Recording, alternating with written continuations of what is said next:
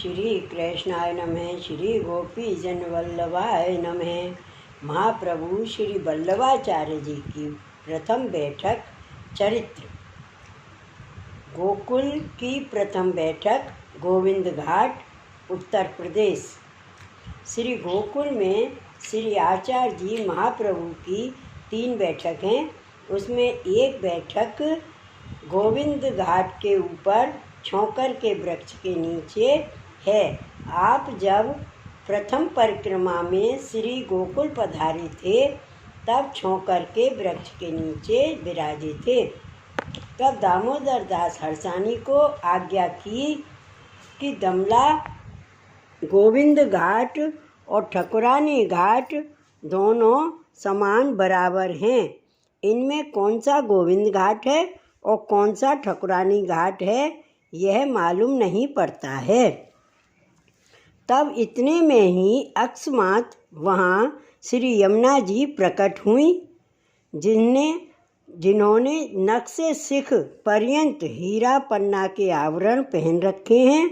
श्री यमुना जी ने श्री आचार्य जी महाप्रभु को कहा कि तुम इस छौकर के नीचे विराजो, यही गोविंद घाट है और आपके दक्षिण की ओर ठकुरानी घाट है। इतना कहकर श्री यमुना जी अंतर्ध्यान हो गईं। श्री वल्लभाचार्य जी ने यमुनाष्टक द्वारा श्री यमुना जी की स्तुति की। तब श्री आचार्य जी ने दामोदर दास से कहा कि दमला यमुना जी ऐसे परम उदार हैं जो हमें रंचक थोड़ी देर खड़े हुए भी वह आपसे नहीं सहा गया। आप तत्काल पधार कर हमको गोविंद घाट तथा ठकुरानी घाट बता गए। तब दामोदर दास ने विनती की कि महाराज, गोविंद घाट और ठकुरानी घाट का क्या अभिप्राय है। तब आपने आज्ञा की जो रावल सो ठकुरानी घाट तक श्री स्वामी जी की हद सीमा है और महावन से गोविंद घाट तक श्री ठाकुर जी की हद सीमा है। यह छौकर का वृक्ष ब्रह्म का स्वरूप है। यह आज्ञा आपने की। उसी दिन श्रावण सुदी 11 को सूत का पवित्रा सिद्ध किया था। उसको केसर से रंगा, केसरी धोती उपरना रंगे, मिश्री सिद्ध करके रात्रि में पौढ़े। दामोदर दास आपसे थोड़ी दूर आपकी इच्छा से सोए थे। उसी समय आपके मन में यह चिंता हुई कि मेरा प्राकट्य भूतल पर हुआ है, वह दैवी जीवों के उद्धार के लिए हुआ है। इसलिए माया मत का खंडन करके भक्ति मार्ग की स्थापना करनी है तथा सकल तीर्थों को सनात करने हैं। जीव तो सब दोष का निधान है तथा पुरुषोत्तम गुण निधान है। इनका संबंध कैसे होगा। इस प्रकार की चिंता होने पर श्री यमुना जी की पुलिन में से कोट कंदर्प लावण्य साक्षात श्रीनाथ जी प्रकट होकर श्री महाप्रभु के निकट पधार कर आज्ञा की कि तुम चिंता क्यों करते हो, तुम तो सर्व समर्थ हो। तब श्री आचार्य जी ने प्रमाण पूर्वक कहा, जीव कहाँ और आप कहाँ, यह संबंध कैसे संभव होगा।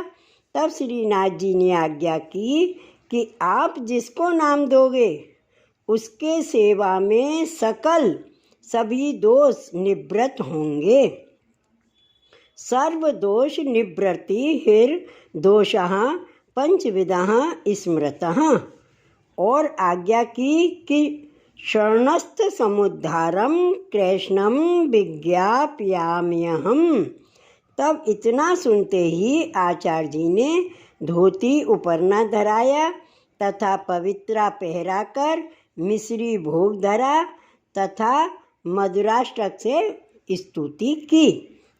तब श्री गोवर्धन नाथ जी ने आज्ञा की कि आप जिसको ब्रह्म संबंध कराओगे उनको मैं निश्चय अंगीकार करूँगा। ऐसी आज्ञा करके आप अंतर्ध्यान हो गए। तब श्री आचार्य जी महाप्रभु ने दामोदर दास से कहा कि दमला, तेने कछु सुना? तब दामोदर दास ने कहा कि महाराज, सुनो तो सही, परंतु कुछ समझा नहीं, क्योंकि पुरुषोत्तम के वाक्य तो वेद भी नहीं समझते हैं, तो मैं जीव क्या समझूंगा। तब आपने कहा कि दमला, श्री ठाकुर जी ने ब्रह्म संबंध की आज्ञा दी है। दामोदर दास ने विनती की कि महाराज, कृपा करके प्रथम तो मेरे को ही ब्रह्म संबंध करवाइए।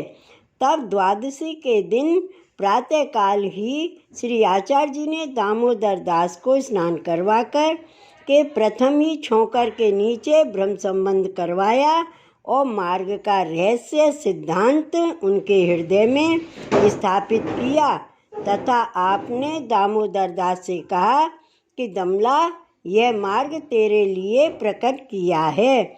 यह चरित्र श्री आचार्य जी महाप्रभु ने गोविंद घाट पर छोकर के नीचे दिखाया। श्री वल्लभाधीश की जय। श्री गोकुलनाथ की जय। जय जय श्री गोकुलेश। जय जय श्री गोकुलेश।